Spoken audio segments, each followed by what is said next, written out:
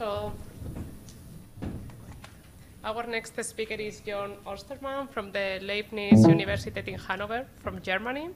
And he's an active member of the MPEG-G standard, so he will be telling us about it. Thank you very much. Good afternoon. Yes, I am with MPEG for most of my life, I guess. Meanwhile, because I'm almost at retirement age. And I would like to talk to you why MPEG is the right place to do genome compression. MPEG stands for Moving Pictures Experts Group. No genome.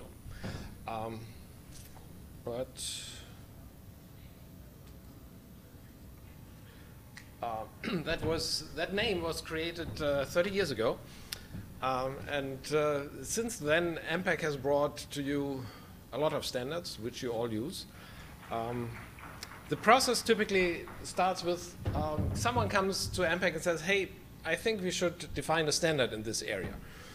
And then if the group of people listening means, okay, there's something to standardize, there's some benefit, then we talk to industry, analyze industry needs. We definitely seek industry participation, because otherwise standards are like many research papers, they just end up in your drawer. And in this process, we also select test data by which we try to evaluate whatever needs to be standardized. After the test data has been settled, after the requirements on this potential standard have been defined, we issue an open call for proposals, which basically gives all interested parties something like half a year time to come up with a solution to whatever the standard has to define. You can submit full solutions, maybe only partial solutions. Basically, MPEG is seeking technology proposals. At the end, at the call time for this call for proposals, basically these things are evaluated in the presence of the proponents, such that the evaluation is done right and such that the right understanding of the technology is available. And then starts the standards development process. Basically, you could say this call for proposals, this stage, is a competitive one. Everyone sits in his lab, doesn't really talk much, and comes up with a proposal on how to do genome compression in our case. But then when after the call for proposals, basically, we start selecting technology to get started, and everyone is allowed to submit competing proposals for parts of the technology, such that the standard, the raw standard, gets developed on a competitive basis, but collaboratively, because everything has to be fit into the framework that is set up. During the standards development process, also system aspects are discussed and considered. I mean, compressing a file doesn't help you much if you don't know how to get this file from A to B, or how to access parts of it.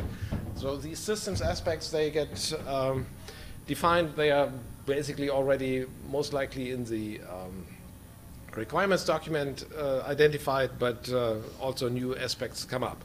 And also there's a constant evaluation in terms of functionality, in terms of compression efficiency, that are sort of the main aspects that we have. And at the end of this process, there is a final standard, which is text and software.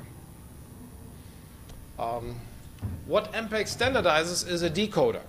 So how you create the bit stream is out of the scope of the standardization process.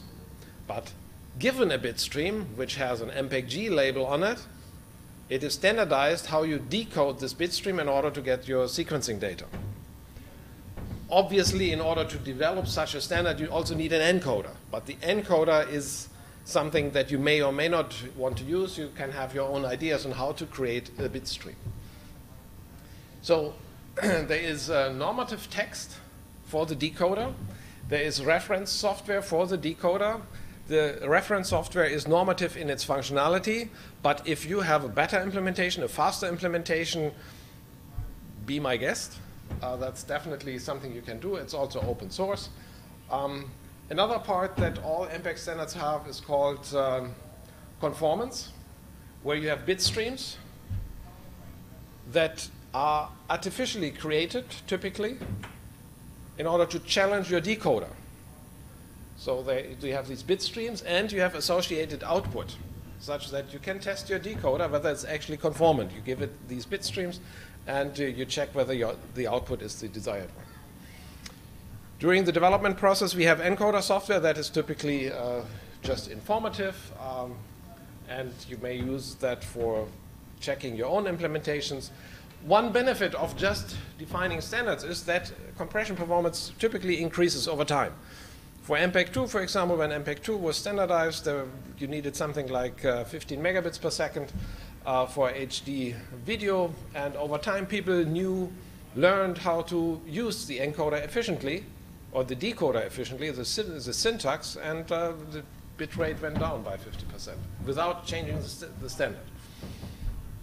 So if you want to have your encoder software, of course, you want to optimize that for speed, for compression efficiency, for complexity. Every company can choose its own operating point. We try our best to make a standard that is useful and error-free. In both aspects, we sometimes fail, in the sense that sometimes there's an error, so there will be a corrigenda. It's not that the standard is dead after it's written. And there will be amendments, which are basically catering towards new requirements that come from industry. MPEG-2, a standard that is now 25 years old, still has amendments because industry is using different versions of it in different contexts, and MPEG standardizes that such that you can have a harmonized way.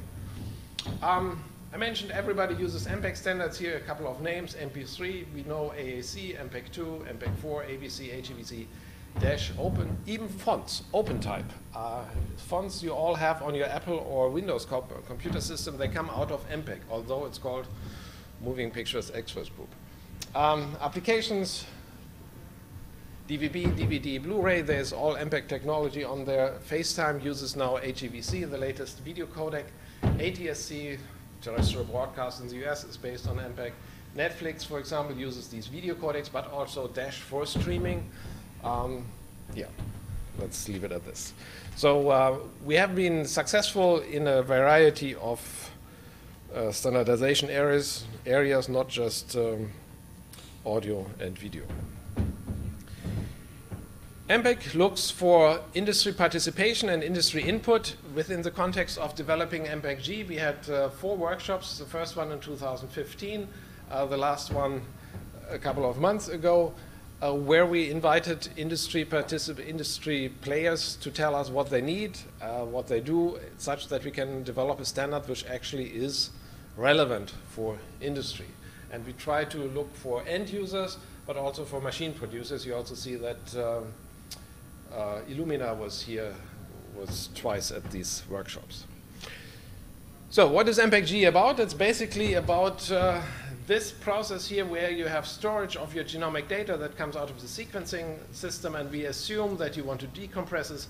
You do some analysis, you learn something, and you compress this and write it back, meaning that in your storage you keep the original data, but you add whatever the analysis gives you here. So we heard this before. It's a feast for everyone who makes hard disks. One analysis gives you about 1.5 terabyte.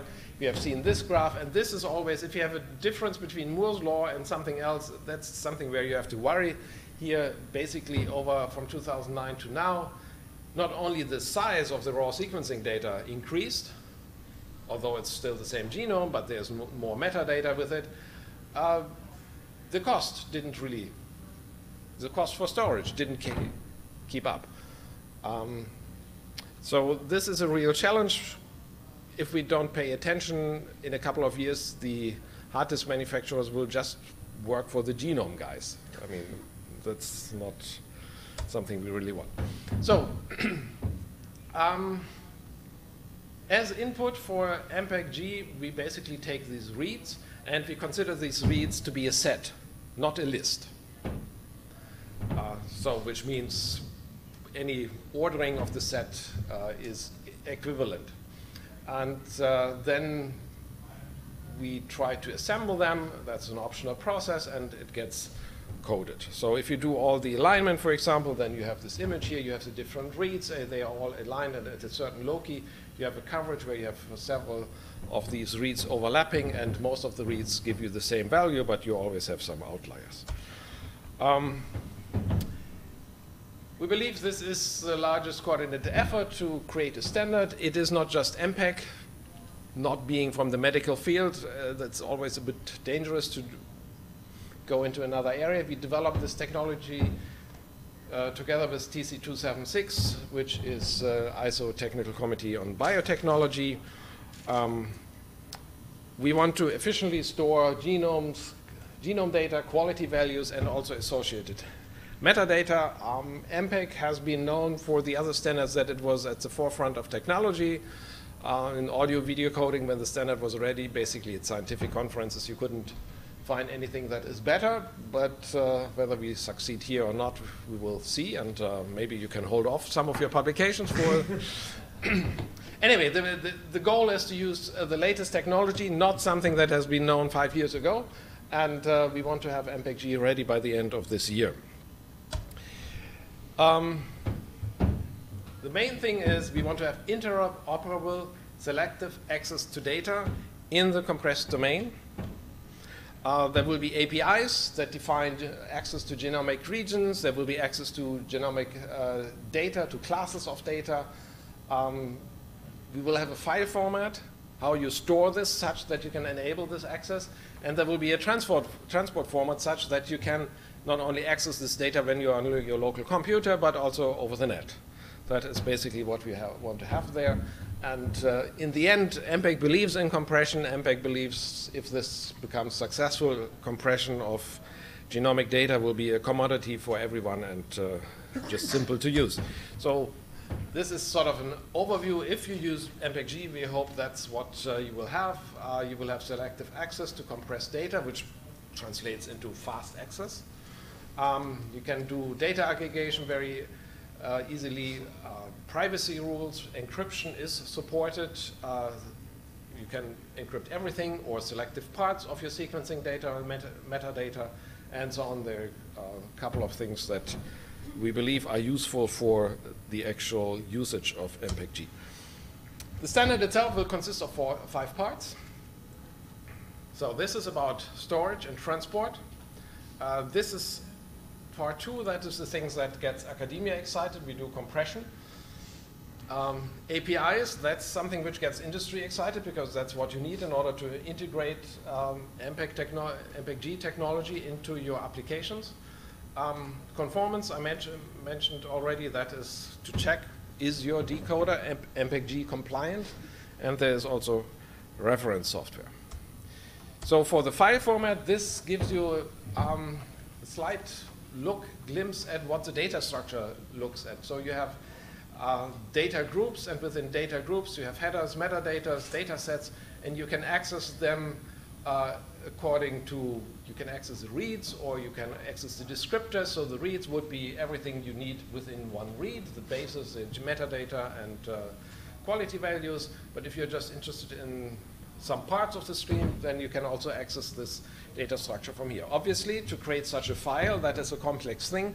So you need really standardized tools, libraries that you can distribute such that this happens automatically. Let me skip this one. For streaming, basically there's technology provided how you pack your file into packets that you can send across the network. The packet sizes can be adapted to your channel characteristics. We support error detection, retransmission in case of erroneous or incomplete data delivery. If your ISP thinks that it needs to switch the transmission lines while you are transferring your file, then you will have out-of-order delivery, which is also supported. Packet-based filtering of genomic data, because you have these packet headers here, can be supported, so you can also protect your data by having your firewall only allowing certain types of data getting out of the system. For compression, basically the reads, if you align them, then you get an image like this, where you have a read over here, and over here you have the read number maybe, and you see from one line to the next it's all more or less the same data. You have a couple of indels, a couple of distortions, but looking at this image, it is sort of clear how to code that. Technology has been used for facsimile coding. It has been used in MPEG-4 Part 2, and if you have created the descriptors which describe how this looks, you need to do some entropy coding, and that is done with Kabak technology that is known from AVC and HEVC, where you have hardware available today which can process a couple of million bits per second. In terms of what kind of configuration, what do you need as input data? Well, if you have aligned reads and a reference genome, it's most efficient. We heard that before, but MPEG-G doesn't require you to do so. You can also have not aligned reads, and you can have no reference genome. We definitely believe it makes sense to do an alignment before you do compression, because there is, to us, little usage of just having the reads in an unordered way. So this is for the genomic base sequences. That is losslessly compressed in the sense that we assume reads are a set. When it comes to quality value, you can have lossless compression or not. There are different proposals that have been done over the time, and what you see here in bold fonts is basically the technology that is supported within MPEG-G. Let me just look at one example on how this could work, which is the calc proposal that my PhD student Jan brought to us together with Michael.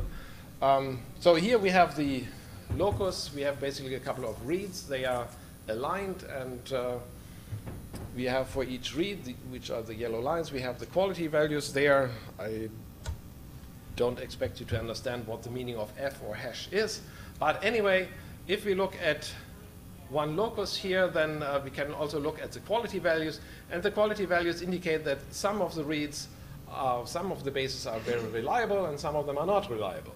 So if you want to encode this, well, basically, then the encoder decides, well, we need to quantize these quality values onto six levels, because there might be some usage for the quality values downhill in your variant calling and other applications. Another example, if you're here at this location, you have all quality values indicating that the machine was very sure what it was seeing. So there's no need to have a high number of different quality values. So this is just quantized with a binary quantizer, because there seems to be no more value in having a lot of numbers telling you whether you are 99.9 or 99.5% sure. So now doing lossy compression is, of course, an issue. We heard that before.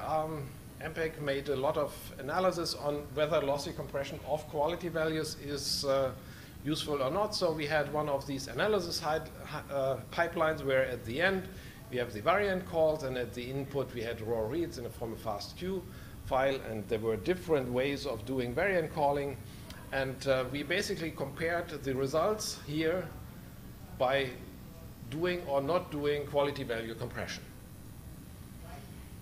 And there is an F1 score which you can use in order to see how good is your approximation of what the ground truth is. The golden truth was summarized here, and basically what you see in this diagram, if you just do lossless compression, bzip, then you are here. And that tells you you need about 3.2 bits per quality value. And over here, we have the difference of F1 score of lossy compression. So basically here is 0 because this is a reference. And these are here tools that MPEG-G supports in terms of compression efficiency. So we have a compression factor of 60 or somewhere between 5 and 20. And depending on what you're choosing, your F1 score goes up, which means your results get better, or sometimes they get slightly worse. Which basically means, I mean, this shouldn't happen. If you do lossy compression, results shouldn't go better. So those guys who work on the analysis, they maybe take this as an indication that they can have another look at and improve their performance. But for us, it's good. It reduces the bit rate and performance goes up. I mean, that's what everyone who works on compression dreams of. So what compression ratios do we get?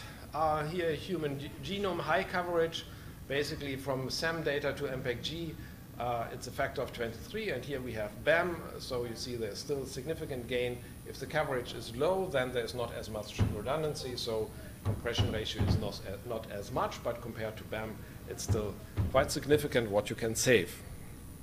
I mean, basically this means instead of 23 disks, you have just one. Money-wise, this really matters. And if you want to transport your stuff, this matters as well, because it's much faster. For APIs, there are lots of APIs defined, APIs to do remote access to the file format, local access to the file format, basically all the functionality that you need in order to integrate MPEG-G bit streams into your application. There are obviously APIs to encoder and decoder for separate, for random access and so on and so forth. You can basically build your application such that it doesn't matter where your data sits, whether it's locally or remotely. I believe that is all fine metadata. We had several companies providing input on what kind of metadata we need to store related to all these reads, so I believe we are in a good shape there. Okay, this is a standardization body. Standards don't make products. So we are aware of two companies, Genomics, and the next presentation will be by Genomics and Agenome, that are starting building products based on MPEG-G, which is actually good. Before the standard is done, I mean, if you're working on an interesting area, companies start working on it before the standard is done. So that's definitely a good sign. And there is one university group that will provide us an open source encoder, which for the companies, I guess, will define a certain bar on what the performance has to be. These three universities are working on it. I guess they have to think about the name. I'm not sure whether that can be what the trademark situation there is, but anyway. They will implement all three parts of Genie, and decoder-wise, MPEG is fine. There will be the reference software, but having a high-performing encoder is definitely something useful. The encoder typically, conceptually, can consist of two parts. One is the encoder. You have certain data, and you binarize it and create bits. But then how do you analyze the data that you want to code? That is the descriptor stream generator. And I would assume that, although they will try hard to come up with something high-performing, over time, this analysis of the reads will improve, the models will improve, and we will get better performance over time. So this software will also be able to read all sorts of existing files. That is for your application, or if you want to introduce this into your system, definitely of value. For Conformance, I'm not sure that I have to say much more. Reference software is open source. Conformance, I already told you everything there is. We believe with MPEG-G you can cover everything from data generation to storage, clinical usage for analysis, and it should all work across the network, because once you have the files compressed, you will also have random access. So if you do your analysis on certain parts of the bit stream, it should be no problem to actually remotely access your data. Now, MPEG-G is a collaborative effort. There are many people that have been working on it. Most of the slides actually came from Jan, so also special thanks to you. And we are happy that we will be happy by the end of this year that we will have with MPEG-G an open source standard for genomic information representation. We believe enterprises can rely on ISO, that this standard will be kept alive. It uses latest technologies, so it will be very efficient. ISO will support this standard in terms of corrigenda, but also in terms of amendments. Like if new sequencing technology comes around, most likely there will be new proposals for efficient coding of these new types of reads. MPEG will definitely then adapt the standard to it. And we are also very happy that this process of conformance testing that MPEG has developed over the last 30 years will bring a standardized way into genome compression, such that an ecosystem around MPEG-G can evolve. If you are interested in further reading, then go to the MPEG website, and there you find lots of documents describing what the current state of the art is. Thank you very much.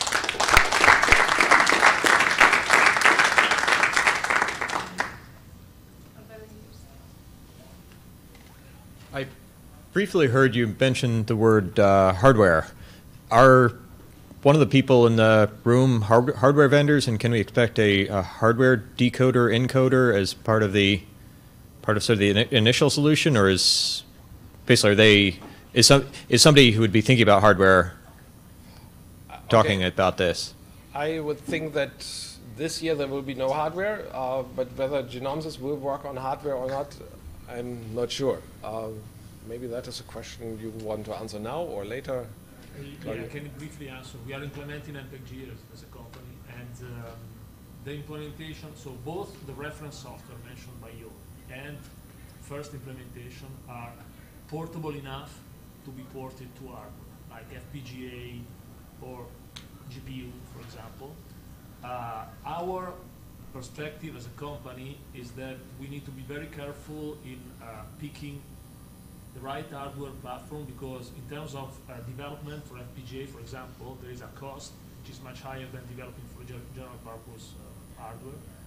And the speed up in terms of performance sometimes is not worth the effort, because now you have general purpose CPUs like Xeon, which are becoming many core, like 28 cores and above.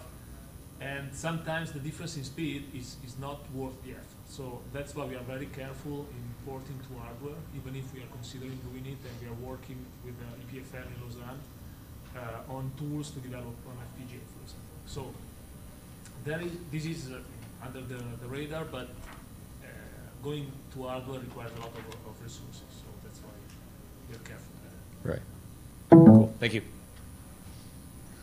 So one quick question. So as part of the standard, if you can comment of what are the benefits of having a standard in terms of licensing or patenting, like as a user, if you have to pay for licensing? I don't know. So everyone who contributed to the standard committed that in case they have patents, they will license them on a non-discriminatory way. I would assume that they do that. But a patent pool that is for the user of this, the easiest thing, has not been formed yet. Okay. For research purposes, of course, you can all use this for free, and yeah. Thank you. So all the participants are also required to submit a patent statement to ISO, which will be available, I would think, by the end of the year. And then you can talk to these companies individually, which here might be, because it's 7 or 8 companies, something that is doable, or hopefully they will start forming a patent pool. Well, let's thank the speaker.